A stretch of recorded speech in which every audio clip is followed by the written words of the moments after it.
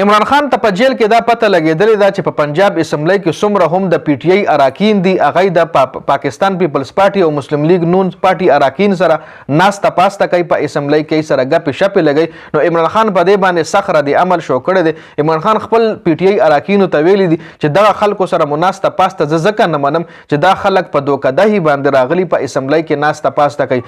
دا خلکو د عوامو منډیټ خلاف راغلي دي او موږ اسمبلی ته ځو نو موږ د عوامو په منډیټ باندې ځو. موږ له عوامو اوټ راکړی دی او موږ له عوامو اوټ په دې وجه راکړی چې موږ د دغه خلکو نه د پاکستان عوامو له خپل حق راوالو چې موږ د پاکستان د عوامو د حق پوښتنه وکړو او که بیا تاسو زه یو دی سره په اسمبلی کې ناسته پاسته کوئ نو دا خو داسې شوه چې دا موږ عوامو سره دوکه کوو دا موږ د عوامو منډیټ سره دوکه کوو. نو عمران خان په صفا الفاظو کې خپل اراکینو ته ویلي دي چې اسمبلی کې مو دی سره ناسته پاسته نه منم هر قسم تعلق مو دی سره نه منم ځکه دی موږ سره دوکه کړې ده او دی د عوامو منډیټ هم په دوکه باندې موږ نه پټ کړی دی. نو دا اپډیټ شو ډېره زیاته مننه جی. والسلام.